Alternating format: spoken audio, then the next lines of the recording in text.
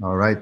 Hello, everyone. Sorry, I'm hesitating a bit. There's a streaming thing here that I'll take care of later.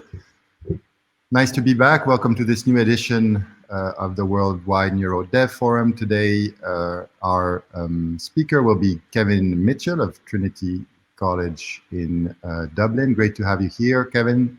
Yeah. A few words on his background before giving him the stage. Kevin was warning, I guess the word is too strong, telling me that the presentation he'll be making will be a little bit different from the other ones, in the sense that Kevin is a person that over the years has been working not only as a neuroscientist, but also as a writer and developing his own perspective through a variety of media, the internet, but also more recently a book called Innate, which I would suggest you have a look at. It's really inspiring. His interest is in the genetics of brain development broadly, and more specifically in how cell intrinsic or individual intrinsic and cell extrinsic or environmental factors interact to build us the way we are as adults, and we'll hear a bit about that, and more than a bit, I'm sure, in the minutes and in the hour to come. So very briefly, academically, Kevin is a graduate of Trinity College Dublin. He did a postdoc with William Cairns as UC Berkeley, and also with Marc Tessier-Lavigne at UCSF and Stanford back then, using molecular genetics to study neural development in a mouse model. And since 2002, he's been back as a faculty member at Trinity College Dublin, and as an EMBO young investigator also. So those of you who are on Twitter know him very well. Those of you who are on Twitter also saw the little flyer I made with this baseball image of him. For once, I didn't have to Photoshop that one. He provided it to me free-willingly. So it's his main hobby. He's been on the national team. We'll talk about that, at least for one inning. I'm not exactly sure what an inning is. You'll have to tell me at some point. No, that was a joke. But it's great to have you. Looking forward to your presentation, Kevin, and the stage is yours. Oh, thanks a million, Denise. It's absolutely a pleasure to be here, and thanks for the invitation, and thanks for the chance to get a break from my day job, which is all about timetables and modules and coronavirus preparations for the next semester at our university. So it's an absolute pleasure to be talking science instead of timetables and so on. So let me see if I can just share my screen. And hopefully this will work. Now, is that good? It's perfect. Great. Okay, so the talk I'm going to give is going to be different from the ones that have been in this series, which have been really, amazing primary research talks. This isn't going to be like that. This is going to be more of an overview of developmental neurobiology and in the context really of how it contributes to our psychological traits. So, a lot of the people who've given talks here are interested in the question of how the brain gets put together. How do nervous systems self-assemble? And in particular, how is the developmental program encoded in the genome? And what processes mediate that program? Those are all obviously fascinating questions of the details of how the thing works. What I want to talk about is a different question, which is how does that program vary? So what makes it different between individuals, we'll talk about species, but mainly individuals within a species. What are the sources of that variation? And what are the consequences? And by consequences, I mean, how does variation in the way that the brain develops affect the way that the brain works, and thereby affect the behavior, the cognition, perception, other sorts of psychological aspects of individuals? So really, it's about building minds. And what I'm going to talk about is, first of all, that humans differ in their innate psychological makeup, so we don't arrive as blank slates, that reflects differences in how our brains develop, those differences arise due to two main factors. One is genetic variation in the developmental program. That's a fairly obvious kind of thing. Another one that's less well known or well recognized is that there's inherent variability in the developmental processes themselves. And that's actually a hugely important factor in variation between individuals. And then finally, hopefully I'll have time, I want to talk about the way that our innate predispositions interact with our experience to shape the emergence of our character and habits over our lifetime. So just because we come pre-wired doesn't mean that we're hardwired. And ultimately, I guess in terms of my own career, I had two sort of parallel strands of interests that were in genetics of neural development and also in psychiatric and behavioral genetics. And over time, it's become clear that actually those are the same thing, or largely overlapping. The genetics of psychiatric illnesses and the genetics of psychology and behavior is the genetics of neural development to a large extent. And as Denny's mentioned, I've been trying to sort of build, I guess, a broad conceptual framework to understand that relationship between genetic variation and the emergent level of our psychology and psychiatric illness and neurodevelopmental disorders, and have written a couple books in that area that may be of interest. So this question of innate predispositions, innate psychology goes back thousands of years, really. It was Francis Galton who coined the term nature versus nurture. And the question really is, in terms of our behavioral traits and personality and so on, are we born a certain way or are we products of our upbringing? And the modern framing of that is to equate nature to genes and nurture to our environment. So if you approach the question that way, there's a problem in that it gets a bit confounded. It's easy to think, well, there's a saying that you know, as a parent, you get a certain perspective on this. So if you have one child, you believe in nurture. If you have two children, you believe in nature. And because you can see the differences between them. And if you have three children, you believe in birth control. Okay, so this idea of innateness gets also confounded with the idea of innate knowledge. And that's something that John Locke was famously interested in.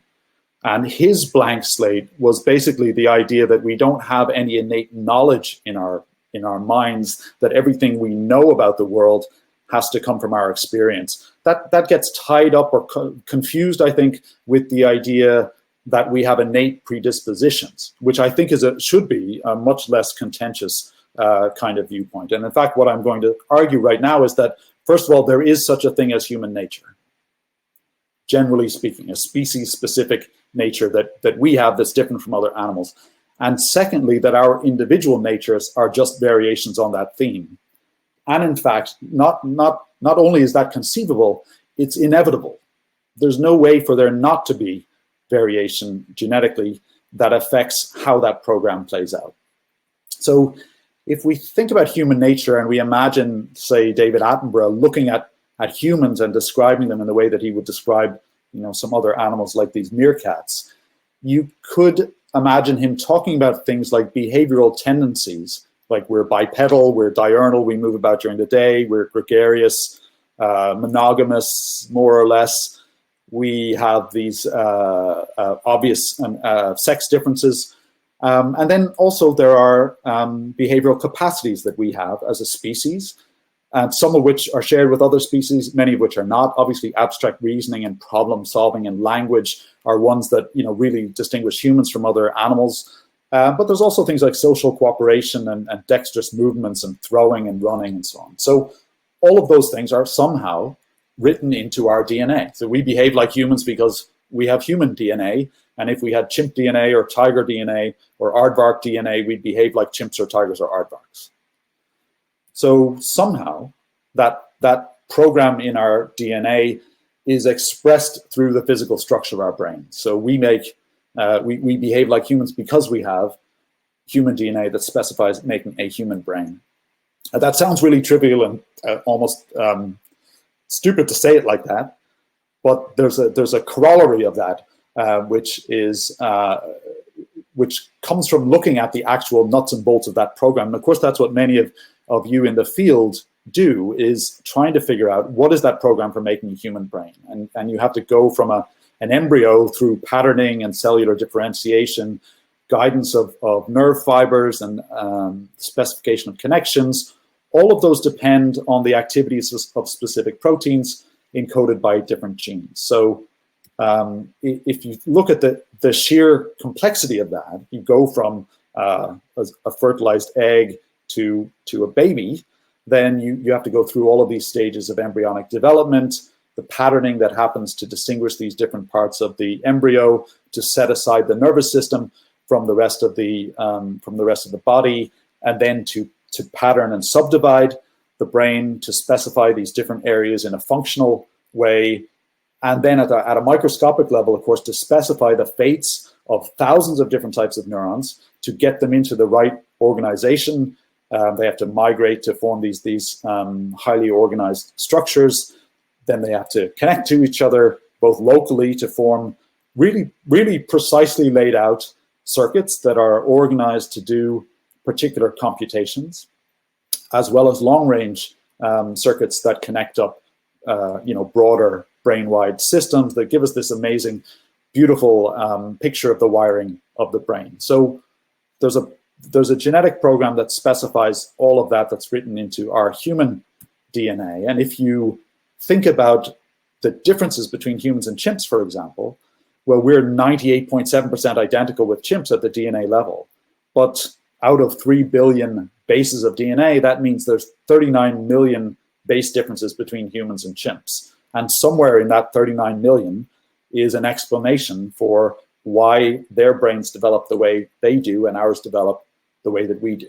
So hopefully that's just a completely non-controversial sort of argument, and everyone should be able to accept the logic there that that many aspects of our nature generally are encoded into our DNA. So the corollary of that is that any two humans are 99.9% identical. And that leaves about 3 million base differences between us on average. And some of those differences affect how our brains develop and thereby affect our individual natures. So that, again, to me, shouldn't be a controversial claim, but it is for many people who seem to object to the idea that we're born with any kind of pre-wired traits at all. But obviously, there's lots of evidence for that. And when I say that it's inevitable, the reason for that is that there has to be genetic variation that affects that program. So the reason for that is that the developmental program has evolved to be robust. It has to be able to buffer the effects of environmental variation and just molecular noise, just the fact that all of these molecules are jittering all over the place and you can't control them after they've been produced by translation, for example. So every developmental program is like that. And as a consequence of being able to buffer those other things, it also can buffer genetic variation.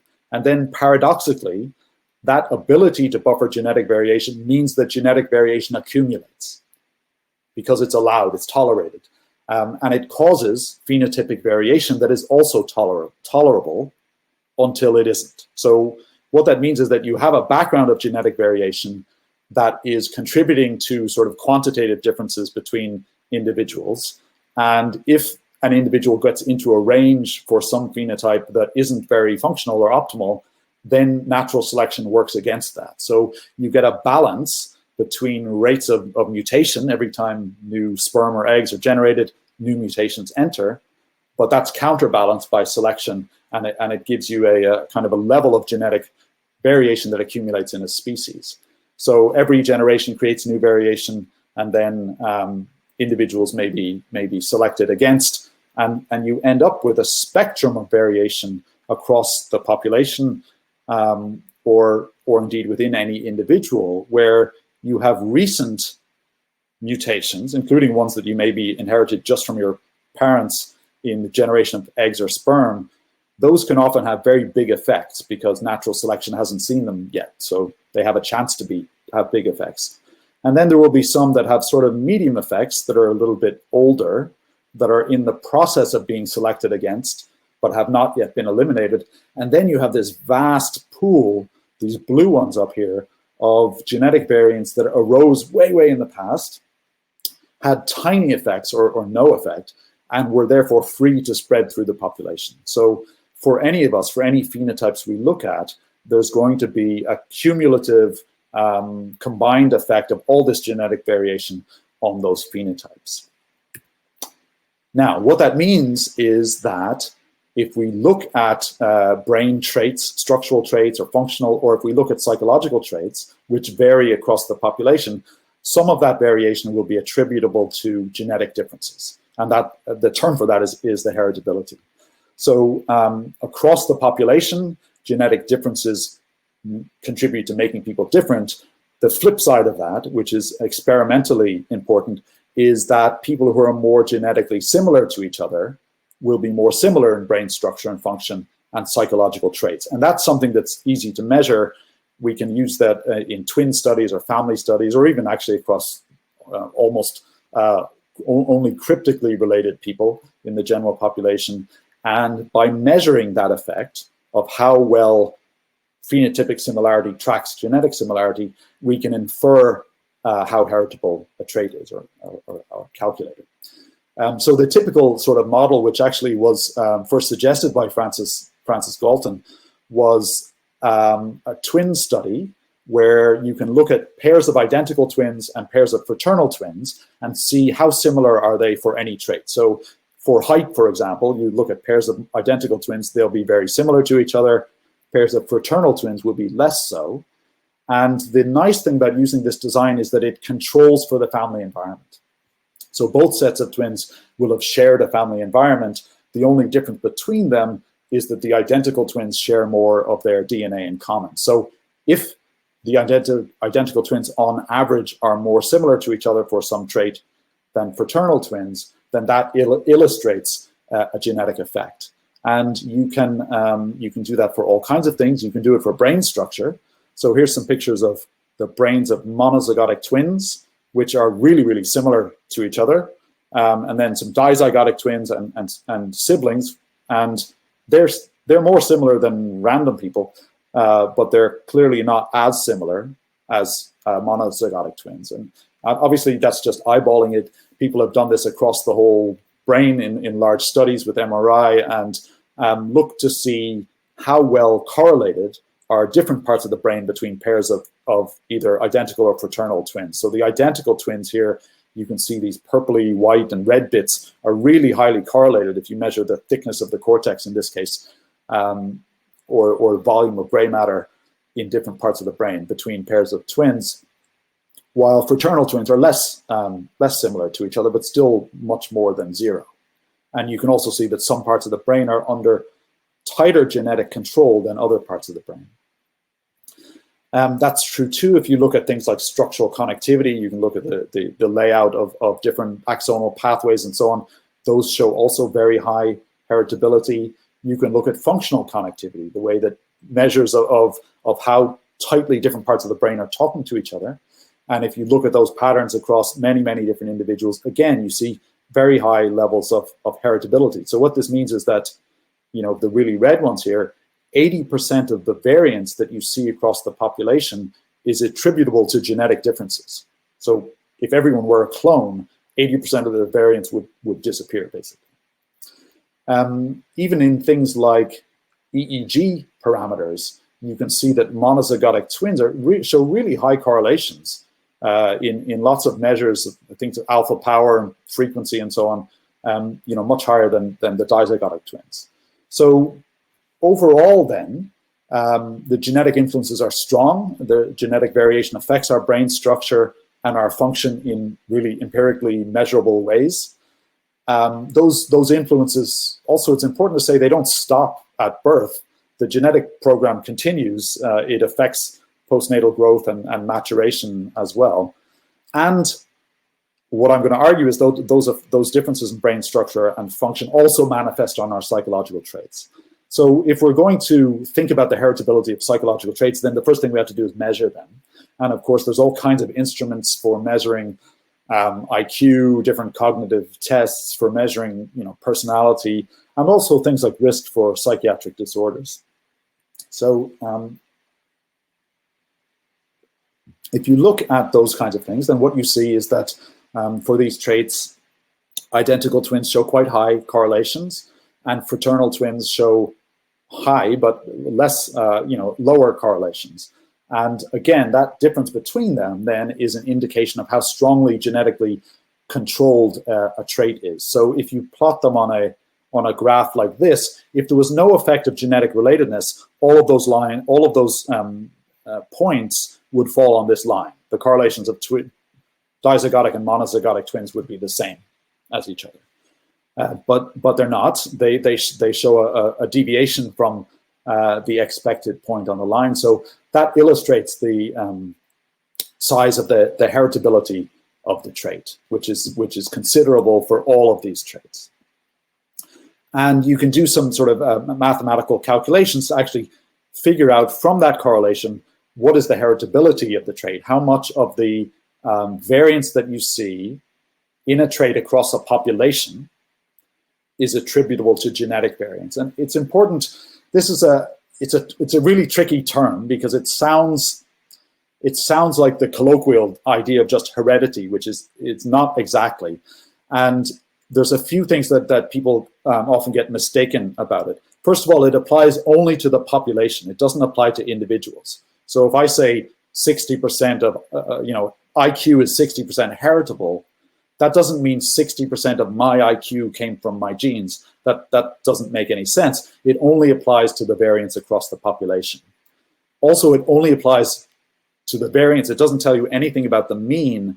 It doesn't tell you anything about why different populations might vary. Even for a heritable trait in one population, you could have a different mean in another that's due entirely to environmental factors. So heritability is not a constant. There's not a right answer to this. There's only an answer that you get in the population that you've studied. It'll vary in different environments because it's a proportion of the variance. So in some environments, if the environmental variance is higher, then the heritability of the trait will be lower proportionally. Just sum up then, the genetic effects on our natures. Genetic similarity does imply similarity in psychological traits. But actually, when you get into the nuts and bolts of it, and people have gone to look for the identity of these genetic variants and the genes that are affected, then what you see is something important but a bit frustrating, which is that the effects of these genetic variants on cognitive functions and personality traits and other aspects of our psychology are really, really non-specific. They're very indirect and they're emergent. There aren't very specific sets of genes for extroversion and a different set of genes for neuroticism and a different set of genes for intelligence. They're not genes for intelligence. They're not genes for extroversion. They're genes for building a brain. And variation in them alters the structure and the function of neural circuits in a way that leads to these emergent differences in function that manifest as things like personality traits. But that's a really, really indirect line from genotype to phenotype.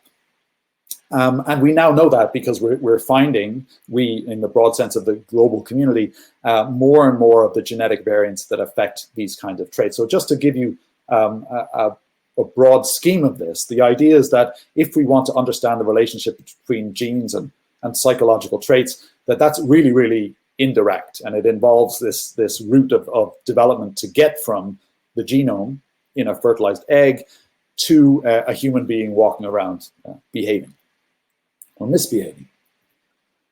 So if we look at some of the studies that have been done, for example, this is one that identified 74 loci using what's called a genome-wide association study. And this is simply a sort of a genetic epidemiology. It's looking at variants across the whole genome. Remember, I said each of us have millions and millions of genetic variants, and some of them are common in the population. So you can look at any particular site in the genome where there is a common variant and ask, does one version show up more in people who have higher educational attainment in this case than the other version? And if you get a big enough frequency difference, then you have what's called a statistically significant association, and that's what these red crosses are above the bar. So you get a bunch of well, basically GWAS sort of points to a bunch of locations in the genome to say there's some variant here that is affecting this trait, and you can find out what the associated genes are, and then you can look at, well, what kinds of genes are they? And the first bit of good news is that they're genes that are expressed in the brain. So that's a good reality check, because if they'd been liver genes or pancreas genes, we would have had a problem. So there's real signal here, and when you look at the types of genes and the types of functions that they have, the thing that stands out there is that they're neurodevelopmental genes. They're not, they're not sort of like neurotransmitter variants or ion channels or things that where they would just be affecting the function of the mature brain. They're really affecting, forebrain development, and even things like, here's one of our favorite genes, that one's for Alan. And if you look at much larger studies, there's now thousands of these genetic variants associated with things like intelligence. So that's one of the lessons here, is that these traits are massively polygenic.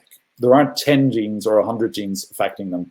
There's variation in 1,000 genes. Again, if you look at the types of functions that were enriched amongst those genes, it's things like neurogenesis and differentiation, regulation of development, regulation of synapse structure or activity. And it didn't have to be that way. It could have been, dopamine signaling. It could have been membrane conductance or something like that affects these things. But really, it's the biology is telling us these are really developmental traits, or the manifestation of developmental differences. And you see a really similar story for other psychological traits. Similar things been done for cognitive traits, personality, especially for psychiatric disorders. The GWAS hits that have come up, they're all enriched for neurodevelopmental genes, but they disappointingly and frustratingly don't converge on specific biochemical pathways. So that's annoying. It's sort of telling us that generally speaking, these traits affect how our brains are put together, but not in a way that's really actionable, which is, difficult then to know what to do with it. Also, people have looked for rare variants. They've been a little slower to arrive. They've required whole genome sequencing on massive samples of people to detect their effects. They tend to have larger effect sizes, as I mentioned earlier, because natural selection hasn't had a chance to have a go at them yet. But generally, they affect the same types of genes, and often the exact same genes as are seen in the common variant studies. So just to sum up then, if we look at the genetic architecture of behavioral traits, the heritability tends to be around 50%, some higher, some lower. They're really polygenic. The spectrum of variants is common and rare. The rare ones have big effects by themselves. The common ones have big effects collectively. And that's important. So there's two sides to that. And of course, there's going to be an interaction between the rare ones and the polygenic background of any individual. And all of them are enriched for developmental genes. Now, okay, so if the sum of the variants, half of the variants in our behavioral traits is attributable to genetics, and especially to genetics of neural development, then what is the origin of the other 50% of the variants? Is it necessarily nurture? That's often been the inference in the field, that wherever the heritability stops, environment or experience must begin. And I think that's not actually true. And in fact, there's good evidence that environmental factors are not really hugely important for these kinds of psychological traits. So for example, if you look here, you can see that the correlations between adoptive siblings tend to be really low, sometimes minimal. And even for things like intelligence, that correlation is only seen when the people are tested as children, and goes away when the same people are tested as adults. So there isn't a big effect of family environment for adoptive siblings. And in fact, if you look at identical twins who are reared together and compare how similar are they to identical twins who are reared apart, they're not much more similar. So, if you do this kind of graph again, then the ones who are reared together are pretty closely similar to the ones who are reared apart, which suggests that the family environment is not having a big effect on these traits. Otherwise, we would see an effect of it here. Now, there's some caveats to that. It doesn't imply parents don't affect their children's behavior at all. They do. They affect lots of things. They just may not affect these innate traits that we measure as really stable psychological aspects of people to a very large degree. However, those are limited by the way those studies were done. They didn't examine extreme environments. There's a small range of socioeconomic levels examined, and importantly, they ignore gene-environment interactions, which we know are actually important. So there's a limit to how much you can conclude from that.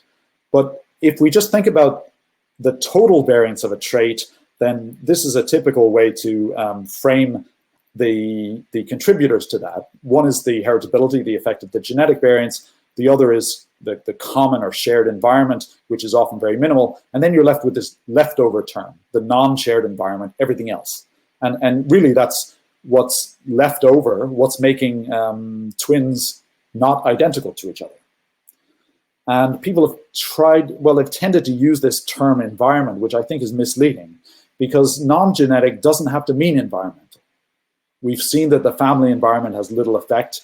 People have looked for systematic factors, social factors, actually out in the environment, and they haven't really found any systematic factors that affect these traits either. So there's something missing. There's something else making monozygotic twins not completely identical, and if it's affecting them, then it's a source of variance for everybody in the population. And I think that there's a lot of evidence that actually that third source of variation is development itself. So it's intrinsic to the processes of development. And that shouldn't come as a surprise, I think, to this audience of people who are developmental neurobiologists, because we see this all the time. Whenever we look at the phenotypes that we observe, we see all kinds of variability.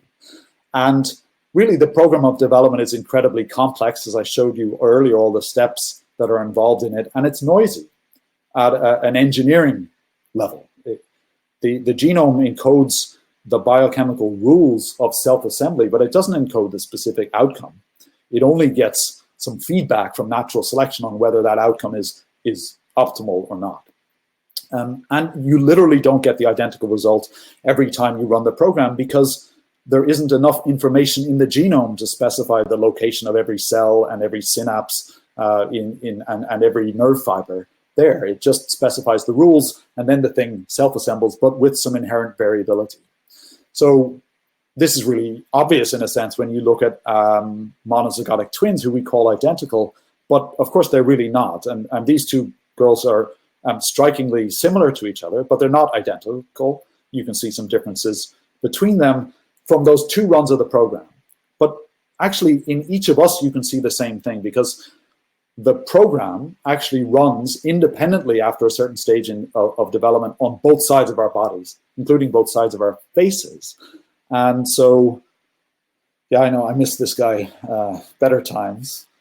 So you can take a selfie like this, straight on, and if you split it into the left sides and the right sides, and you make mirror images of them, so a mirror image right side and mirror image left side, then what you see is those are actually fairly different from each other. You can really draw out the differences between the left and right sides of a person's face, and you can see the same thing if you look at hands and arms and feet and so on. So that kind of variability is just intrinsic to the processes of development themselves. It contributes to this spread of values of quantitative traits, things like height and face shape, and the size of various bits of the brain and the number of fibers that will connect to different parts of the brain and so on. But it can also lead to quite dichotomous outcomes. And this is really important, and it's especially true in the brain, because the brain is a self-organizing system, but it has a lot of non-linearities to that process. And the reason is that a lot of the steps of brain development are contingent on prior steps having happened properly.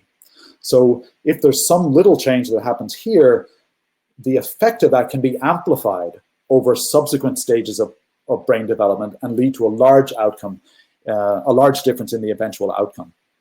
So just to show you one example of that, in the genesis of the corpus callosum. Well, first of all, this is just a schematic. This is from Waddington, from the early 1940s, which is designed to show the idea that an organism or a cell, as it develops, has sort of choice points where it can go down one trajectory or another. So if it's an ectoderm cell, it could be skin, or it could become nervous system, for example. Or if it's a person, it might end up schizophrenic or not schizophrenic, if this is an eventual phenotype. The point is that at certain points, a little bit of randomness here could push it down one trajectory or the other, and then the non-linearities of brain development would ensure that it gets channeled into one final outcome that can be quite different from another. So here's an example of that. This is a development of the corpus callosum, and in a mouse, including work from Linda Richards' lab, for example, and Doug Walston, where what they've shown is that the axons that connect the two hemispheres of the brain, and there's hundreds of thousands of them well, there's millions in humans, hundreds of thousands in mouse, that tract is pioneered by a small number of axons at a very early stage in development. And in order for them to get across this midline point between the two hemispheres, then a very small set of cells has to form a little bridge. So there's a little bridge of glial cells that forms here that allows these axons to cross over the midline. And if that bridge forms properly, the pioneers get across, and then tens of thousands of other axons can follow them across. But if this doesn't happen properly, then the hemispheres don't fuse, there's no bridge, the pioneers don't get across, nobody gets across. So it's an all or nothing sort of effect or phenomenon that happens there. And generally speaking, the probability of it happening is almost 100% in wild type animals. But we know it's probabilistic because we can find mutations that affect that lower the probability, but it's still kind of all or none. I'm exaggerating slightly, but it's largely true. So, for example, there are strains of mice where 70% of the animals have a corpus callosum and 30% don't. But they're genetically identical to each other. And if you breed from them, these guys, still their offspring, 70% do, 30% don't. And these guys, 70% do, 30% don't. So there's no difference between them. It's just the chance outcome of development that led to that outcome. And you can see the same thing in humans. This is some triplets who have, one of whom has a corpus callosum, two of whom have none. And, one of the arguments that sometimes people say is that, well, you're calling that noise or inherent variation and attributing it to the embryo itself, but maybe there was something in the womb outside, that affected development of one mouse embryo versus another. Well, that can't be the explanation, because we can see the very same thing manifested on a cell-by-cell basis within an individual embryo. And this is some work that I did when I was a student in Corey Goodman's lab, but it won't be unfamiliar to anyone looking at these kinds of phenotypes. This is the projections of a motor neuron from down here in the central nervous system to a particular muscle in the body wall. And the nice thing about this is, because it's segmented, you see the same cell segment after segment after segment. So in a wild type, this happens about at least 99% of the time, it makes it. In this particular mutant, which is a netrin mutant, it only makes it about 30% of the time, and the other times it's absent. But it's a probabilistic effect, it's not a deterministic effect. And you can see the same thing on two sides of an embryo. This is a mutation of a semaphorin gene in mice.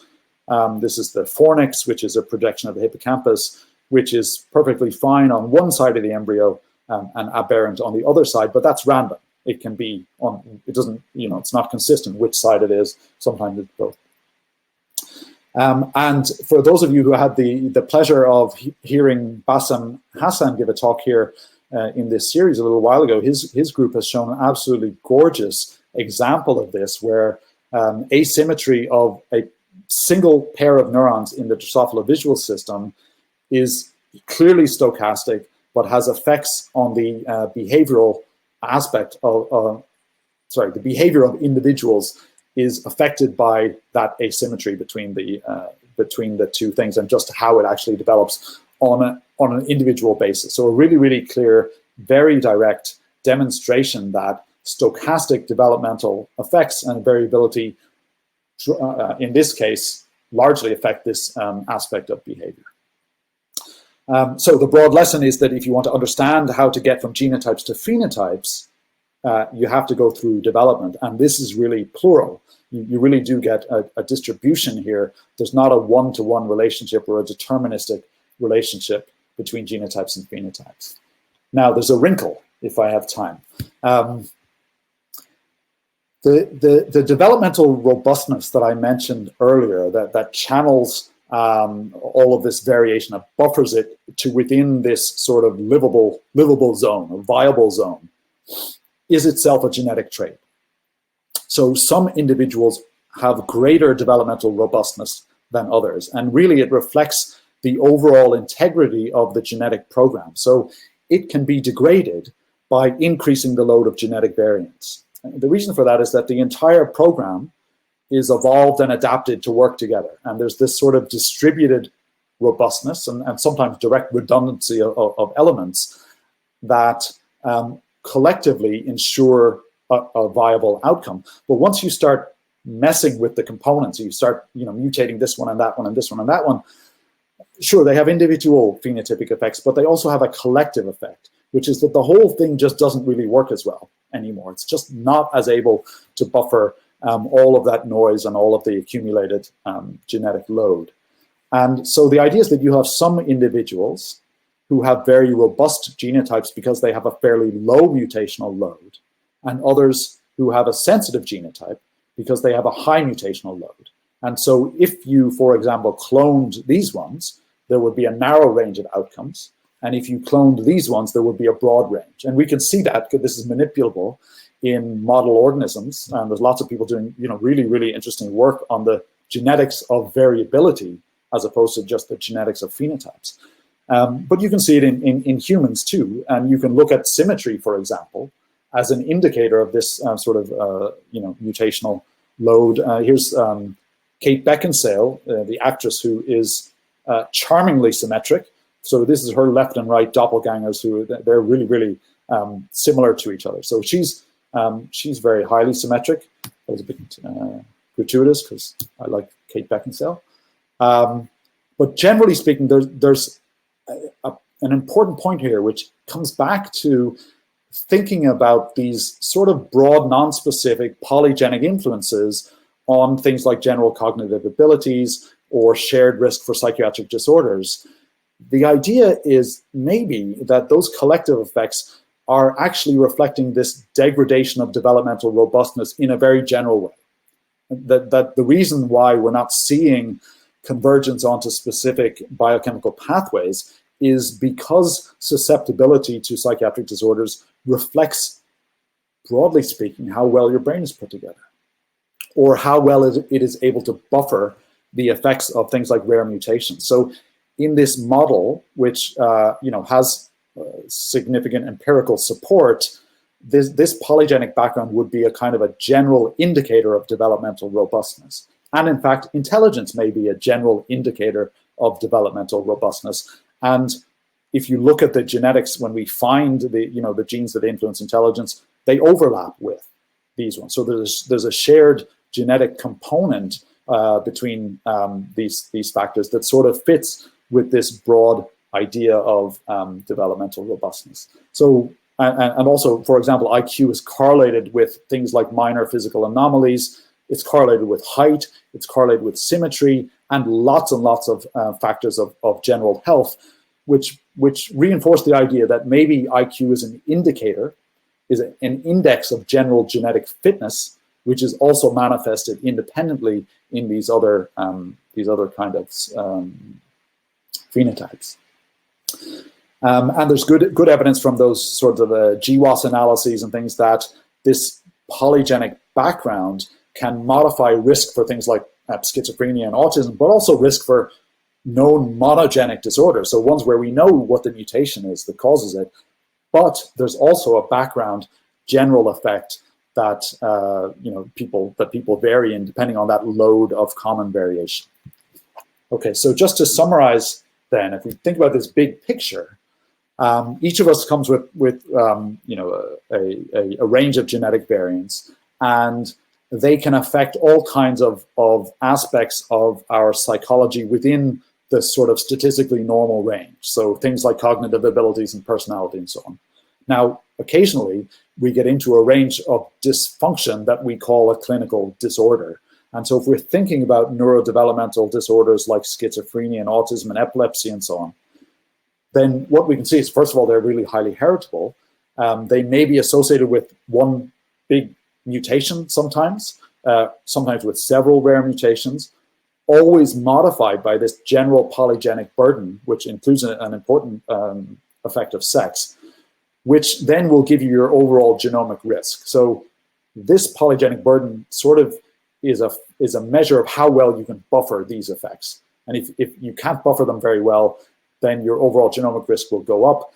Then you filter through developmental variation, because even monozygotic twins who are at high risk for schizophrenia, for example, you know, it might be 50%. One of them will have it, one of them won't. So it's very much a probabilistic inheritance of risk, not an inheritance of a disorder. So developmental variation itself plays a role, generate a kind of a developmental brain dysfunction, and then through ways we don't understand, that can be channeled into these sort of different ultimate brain states as emergent properties of the developing brain, not in any way, not in any meaningful way, tied back to the functions of the genes that led to that trajectory in the first instance. So genetic variation exists, makes important contributions.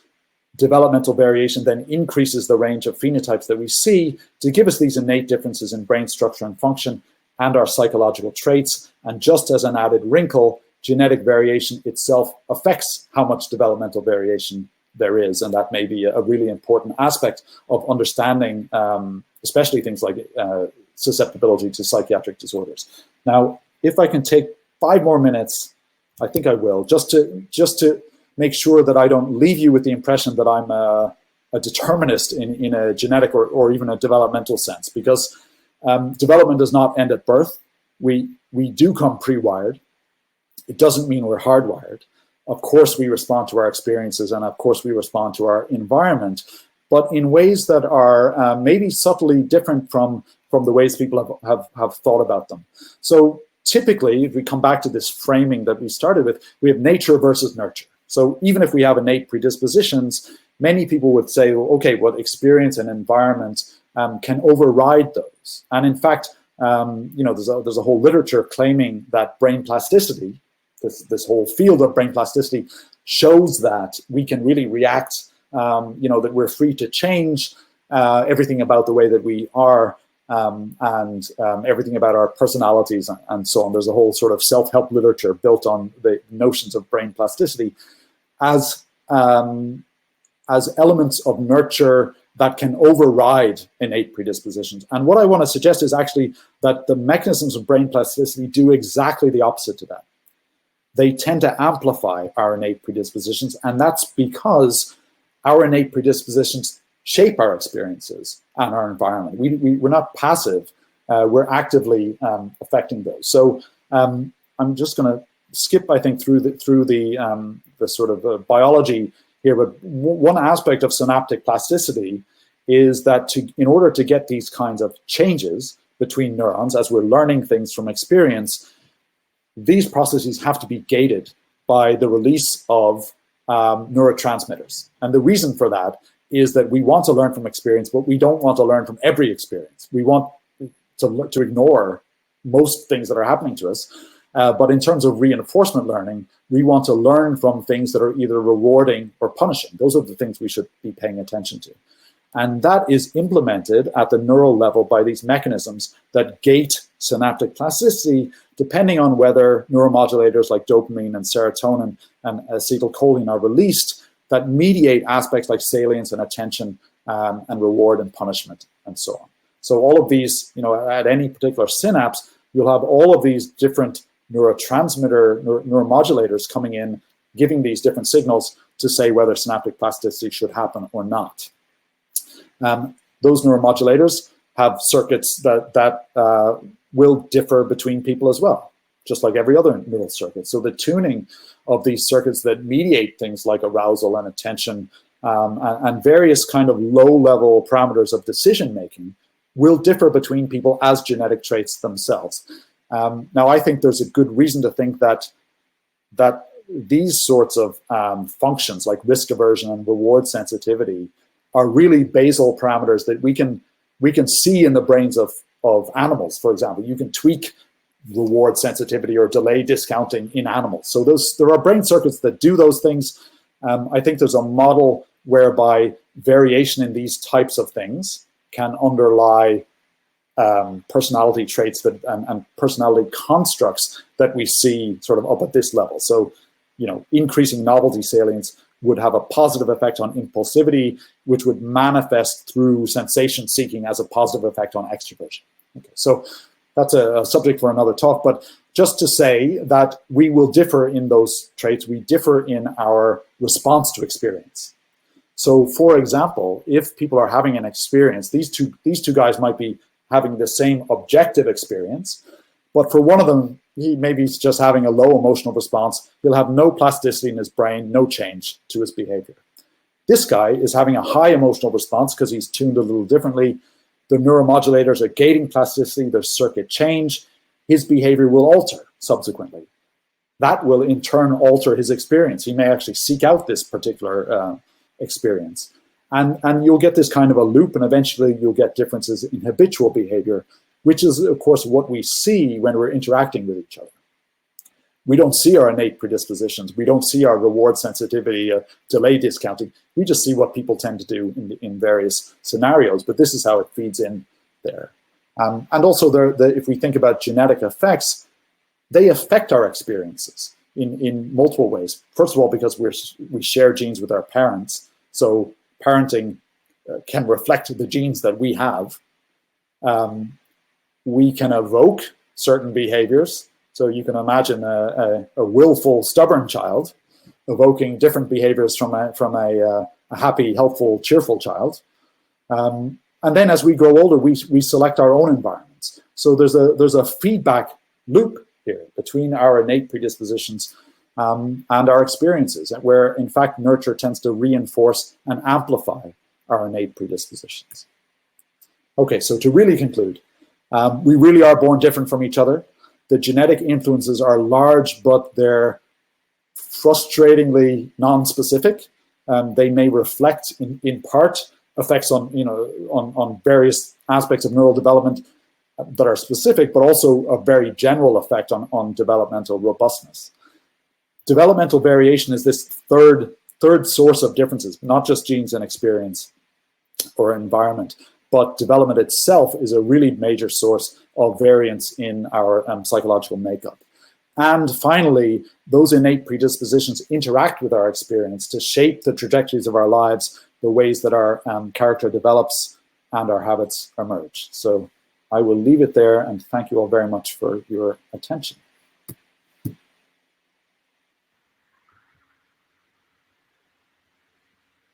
Thanks a lot, Kevin. Yes. Let me close this. All right, yeah, thank you very much for this insight. Sorry, I'm just updating the sound. Do you want me to stop? Voilà. Thanks a lot for this really fascinating presentation. It's this awkward moment where nobody's clapping, but you can look at the right side to make sure everybody's been following and enjoying. At least I have, and I know I'm not the only one. Here comes the time for some questions. So I'll go through them sequentially. People in the public, you can vote for the questions that you feel are more relevant or that you're most interested in, and of course add in your own. So I'll start with the first one there by Stephanie Bolak. What about non-shared somatic mutations as contribution to variations between twins? I'm sorry, say it again. I missed it. I cut out just a little there. Sorry. Yep. The question is whether somatic mutation or the extent to which somatic mutation might contribute to differences in behavior, in particular between twins. Yeah, it's a great question. It's a really interesting ideas, certainly they do, right? I mean, somatic mutations arise. We can see their effect most often in conditions where they affect the growth of cells. So work, for example, from Chris Walsh and Chiara Manzini and colleagues who look at things like polymicrogyria or hemimegalencephaly and so on, where a mutation happens in one part of the brain as it's developing, and then it's an overgrowth syndrome. So that gives a really dramatic illustration of what can happen. Now, I'm a little skeptical of the idea of somatic mutations having a big effect on our traits for two reasons. One, if they were happening at a really massive rate in our brains, we'd all be riddled with brain cancer, and thankfully we're not. The other is that if they happen in a few individual cells, unless they cause an overgrowth syndrome, in which case the effect will be magnified, it's a little hard to see how they would have really big effects on our psychological traits, which are really more distributed. They're not localized to one little part of the brain, which the somatic mutations would be. So it's a little tricky to say. Certainly for epilepsy, it's really important, and for some of the overgrowth syndromes, very important. Okay, thank you. Question from Bassem. Great talk, Kevin. Good to quote unquote see you again. Genes underlying neurodegenerative diseases can also seem not to cause major phenotypes when removed. I've always felt that neurodegenerative diseases also result from reduced robustness, but it's not clear to me whether this is reduced robustness of adult brain homeostasis or reduced robustness of development, not mutually exclusive, obviously. Yeah. What are your thoughts on that? Any evidence from GWAS one way or the other? Okay, so first of all, yes, they're not mutually exclusive. There was a really nice paper recently, I think, from Sandrine Humbert, looking at Huntington's, early effects in embryonic development of neural development of Huntington's mutations, pathological mutations. So there may be independent effects on neural development and on neurodegeneration. The GWAS really point to separate sets of types of genes. The Alzheimer's genes that come up there, I mean, they inevitably show some overlap with, say, genes implicated in schizophrenia or autism, but that's just because each of them now hits so many genes that it's almost inevitable. So, yeah, it's tricky. Obviously, the ones that we understand the best are caused by single mutations, and there may be some toxic. Usually, there's a toxic protein. So it's in a sense, it's a failure of homeostasis, but it's caused by some specific insult. Now, what you might think is that the ability to buffer, that could reflect the same sort of broad cellular robustness, if you will. I think that's perfectly plausible. I don't know any direct evidence to support it, but I'm not saying. That's my ignorance more than anything else. Mm-hmm. But for genes that would have effect, that would be specifically neurodegenerative, the selection pressure on those would presumably be lower, right? Yeah, it is. Yeah. So, yeah, if you've got late onset neurodegeneration, there's very little selection, unfortunately, on those mutations, which is why they hang around. So, yeah, that's a good point, because it's a very different dynamic to the ones that affect risk of early onset psychiatric disorders, which are very rapidly being selected against. So why is there not a disproportionate amount of neurodegenerative disorders as opposed to other kinds of neuropsychiatric disorders broadly? Maybe there is, but it's not striking. Yeah, well, if you look at the prevalence as opposed to the number of different disorders, then it's really high. Yeah, if you get old enough, you're going to get Alzheimer's disease. So, yeah. All right. New questions. Do you think in vitro models could be helpful to investigate the mechanisms of developmental robustness variation, such as self-organizing organoids? Yeah, actually, there was a really interesting article on organoids today in I think it was Nature Communications. So yes, I do. I think the organoids are brilliant. for certain things, right? And so you need to know, I guess, what they're for would be my view.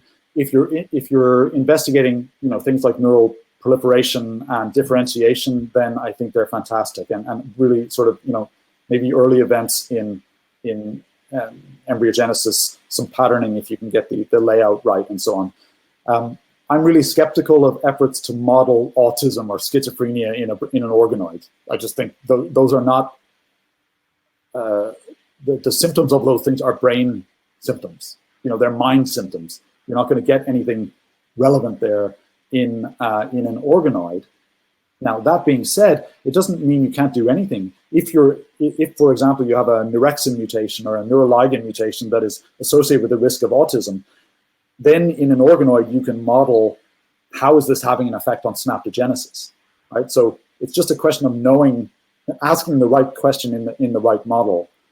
You're not going to ask, how does this cause autism? Or you're not going to answer it in an organoid, but you can answer questions about the molecular cellular processes underlying it. And of course, the nice thing is... But how distinct is that? I mean, you are answering it by figuring out how it's molecularly constructed. Well, you're answering the first step, right? So if you want to understand how a neurexin mutation causes autism, the first step is, what is it doing in synaptogenesis, and what are the effects on synaptogenesis of a mutation in it? And of course, the great thing is in human-derived organoids, you can ask not just the effect of the main mutation, but different polygenic backgrounds, right? Mm-hmm. So you could have two people who have a neurexin mutation, one of whom has autism and one of whom doesn't, and model aspects. I mean, I think there's really interesting stuff to be done, but that's only the first step of the explanation for how an individual gets to have an inordinate interest in train timetables. I mean, you're just not going to address that in an organoid. So, but what's your feeling about the intensity of this developmental noise? Like knowing that organoids, for example, are intrinsically noisy or at least intrinsically variable. What are the odds you think that you would be able to use those to stratify different clinical presentations or identify variability in even molecular processes? Yeah, I mean, it's a great question, and it's a big, it's a big challenge in the field because, for example, say we find a mutation that increases risk of schizophrenia by 30%. So the 22q11 chromosome 22q11 deletion does that. Now, if you model that in a mouse, what are you going to expect? I mean, first of all, you're going to expect some mouse-specific psychological presentation, behavioral presentation, not necessarily mirroring the human one. But, any individual humans can vary from each other who both carry that deletion, including monozygotic twins. So what it means is that we have to expect some variability in our animal models and our cellular models. I think the thing to do is just to recognize that it becomes a nuisance, right, in that sense. And the big challenge in the field of psychiatric genetics, I think, is trying to understand how you can start with the same mutation and have one person go one way and another person go another way. What's causing that? And I'm not sure the answer to that is genetic, actually. I think that's this sort of evolving trajectory of the developing brain itself. I think that's a developing brain system outcome.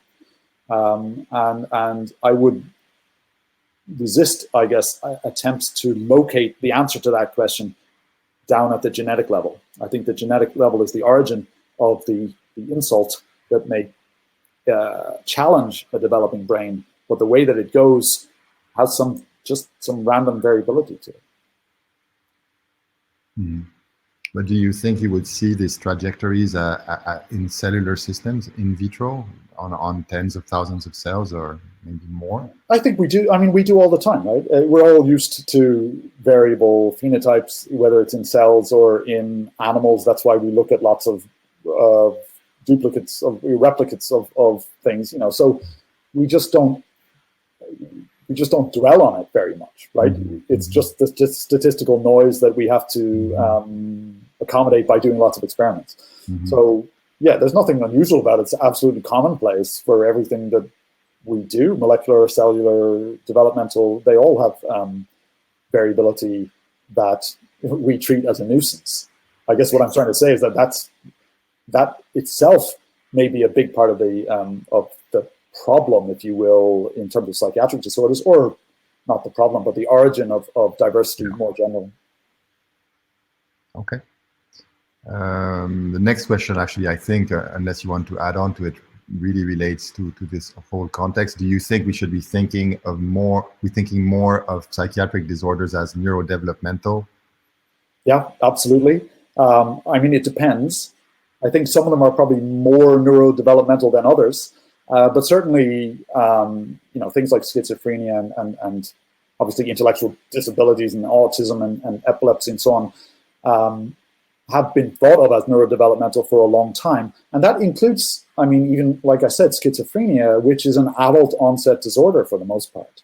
So even though the symptoms may not manifest until a certain point, they may nevertheless reflect an altered trajectory of neural development. And the fact that we're seeing the same kinds of neurodevelopmental genes being hit in the genetics of schizophrenia, that there's overlapping risk even in families. So these things are very they share risk. They're genetically not separable from each other. Mm-hmm. So if you have a sibling with schizophrenia, statistically your risk of ADHD is higher, your risk of autism is higher, your risk of epilepsy is higher, your risk of bipolar disorder is higher. So all of those have that shared, at least an element of a shared genetic liability to them. Which is where this term developmental brain dysfunction, I think, is a useful one. But then that leaves us with the question, in an individual, why does one individual follow one trajectory, another, or another? So is there any reason to think that there would be different variability in early onset versus late onset disorders? And if so, in which direction? I don't know, but that gets it. It slightly becomes an artificial question because it depends variability in what, right? If you're talking about variability in a clinical diagnosis, then all kinds of aspects of clinical practice come into that, and we see that now, for example, in autism, right? The rates of autism are going up and up, while the rates of intellectual disability are going down and down because people are that there's a conversion of one diagnosis to another. So I guess to answer a question like that, then you'd have let's say maybe within a disorder, you have a range of ages of onset, and you could have the same readout. Well, yeah, I mean, it gets messy. It gets messy because there's a ton of parameters you can measure. Say for schizophrenia, you can look at age of onset. You can look at a range of symptoms. There's a whole bunch of symptoms. You could have two people with schizophrenia diagnosis who don't have a single symptom in common with each other. So they're kind of open constructs and slightly fuzzy constructs. They're not, I mean, there's a big debate over whether they're natural kinds at all. We see these clusters of natural kinds. Well, something that really exists as a type in nature, as opposed to us just trying to artificially put order on it. And so we see these clusters of symptoms that emerge with enough regularity that we can say, that person there looks kind of like the presentation I saw in that person over there. And then that's where these labels of schizophrenia and autism and bipolar come from. And of course, there's a whole industry in defining what those symptoms should be. They go into the DSM-5, and you have to figure out, okay, you've got a checklist, and okay, yes, you've got this, this, and this. You have schizophrenia, or you have this, this, and not this. Well, then you have bipolar disorder. So, yeah, I guess what I'm trying to say is that if we're going to ask questions about the penetrance of particular things, then we have to know what phenotype. We break it down by the different phenotypes, as opposed to the diagnoses are just so artificial. They add a confounding layer on top of the question. Thank you. Related question, a broad one. Would it be naive to anticipate personalized psychiatry based on genome information at some point? What's your opinion on that? So obviously that's a big hope. It's a big hope in the field. And a lot of the work in psychiatric genetics is predicated on the notion that exactly we'll get to that point. I think there may be, but I think people are maybe thinking about it in a rushed kind of a way. So when people see, GWAS hits, and they look at those and they go, oh, look, there's a gene that's a kinase. I can make a drug to that. To me, that's a no hope approach, because there's thousands of genes hit by those GWAS. Each of them has a tiny little risk. And you can say, well, look, it reveals the underlying biology, but not in any tractable sense. So that becomes really difficult from the common variant genetics. If you look at the rare variants, then you might have more of a chance. So it may be the case that we can find in individual patients, we can sort of stratify patients into subgroups, ones who have a mutation in gene A or gene B or gene C or gene D. Now, again, there may be thousands of such genes. So the whole diagnosis becomes a kind of an umbrella term for lots of different genetic disorders. And in any of those individuals, there also will be background genetic effects. So they're not simple, they're never simple monogenic disorders, even with a high-risk mutation. So then it becomes a question, does discovering the molecular origin of this high-risk mutation in an individual suggest something that you could repair or treat in that individual? And then you have to ask, are the symptoms of this disorder due to the ongoing lack of that protein function right now? Am I psychotic right now because protein A encoded by gene A is not working in my brain? Or am I psychotic now because my brain developed without that protein, and the circuitry is now in such a way that my brain goes into a psychotic state sometimes? Sure. Yeah. That's the way I think about it. Now, what that means is it's not that we can't get to personalized medicine. It's that it's a really long journey, and that the answer may lie at the neural level, not at the genetic level. The genetic level is just the entry point. Then we have to do all this work to figure out the neuroscience. How is it? What circuits are tweaked in my brain? So that's the way I see it. I guess I'm sort of a half glass, half full and half empty view. The genetics is informative, but I think people try to rush to think there will be a molecular therapeutic based on that gene. I don't find that likely for many cases. There may be some. There certainly are for epilepsies, for example, where in fact, the epilepsy really is caused by an ion channel mutation right now, maybe as well as developmental things. Yeah. So you're saying it depends on the degrees of freedom between that particular gene and that particular phenotype. Yeah, yeah. I mean, I think where it may be informative is that it may well be the case that people with certain types of mutations tend to manifest certain symptoms, and then we get some, say, prognostic usefulness, clinically speaking. The therapeutic angle in terms of personalized medicine may be a little trickier.